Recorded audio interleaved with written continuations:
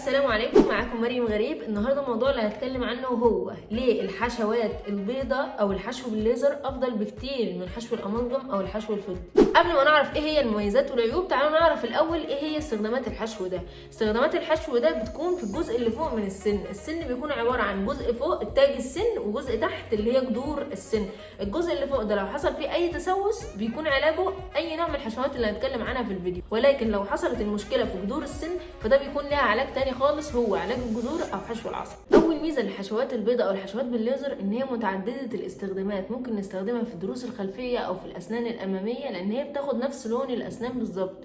لما بنعملها مش بيبان اصلا ان الشخص ده عامل حشو، عكس الحشو الفضي او حشو الاملجم بيكون باين جدا. فبالتالي لما بنحب نعمل حشو فضي بنعمله في الضروس الخلفيه فقط. تاني ميزه للحشوات البيضاء او الحشوات اللي بالليزر اننا عشان نحط الحشوه دي في الاسنان مش بنحتاج نحفر كتير في السن. ليه؟ لان هي اصلا عشان تثبت مكانها بيكون ليها نوع لزق معين، اللزق ده بيتلزق بتكنيك معين بيخليها تثبت في السن، وده مش بيخلينا نحتاج نحفر كتير في السن، عكس الحشوات الفضيه اللي بيعتمد ثباتها اننا نحفر كتير في السن، لان هي بيعتمد ثباتها ان هي تدخل في تجاويف كتير، فبالتالي بنضطر ناكل من السن الطبيعي كتير عشان الحشو الفضي يثبت. ثالث ميزه للحشوات البيضاء او الحشوات اللي بالليزر انه لو الحشو اللي موجود ده اتكسر مثلا مش هيأثر على باقي السن، عكس الحشوات الفضيه لو اتكسرت ممكن تقسم السن نصين لانها بتكون عباره عن قطعه معدن فبتكون قويه جدا. الميزه الرابعه للحشوات البيضاء او الحشوات اللي بالليزر انها مش بتنشف او بتحول للحاله الصلبه غير لما بنسلط عليها الليزر، وده بيفيدنا في اننا بنقدر نشكل الحشو على التشريح الطبيعي للاسنان فبتكون طبيعيه جدا، عكس الحشوات الفضيه اللي بمجرد ما بنحطها في التجويف اللي عملناه بتنشف بسرعه. الميزه الخامسه للحشوات البيضاء او الحشوات اللي بالليزر ان هي مش بتاثر على لون الاسنان الطبيعي، عكس الحشوات الفضيه مع الوقت بتاثر على لون الاسنان الطبيعي وبتخليها لونها يكون اغمق. الميزه السادسه وهي انه لو حبينا نغير الحشوه او نبدلها بحشوه تانية، لما بنيجي نشيل الحشوه دي بيطلع بخار ميه، البخار ده بيبقى مش مضر خالص بالاسنان لو الحشوه دي حشوه بيضاء او حشو بالليزر، عكس حشوات الفضه او حشو الاملجم.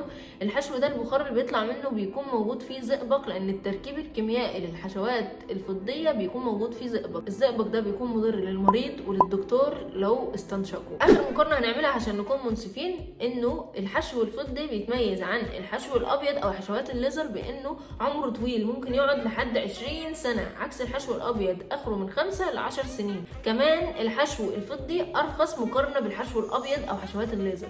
وبكده نكون وصلنا لنهايه الفيديو. اتمنى يكون الفيديو عجبكم وتكونوا استفدتوا، واستنوني ان شاء الله في موضوع جديد وحلقه جديده. وطبعا ما ننساش الصلاه على سيدنا محمد، اللهم صل على سيدنا محمد وعلى اله وصحبه اجمعين، والسلام عليكم.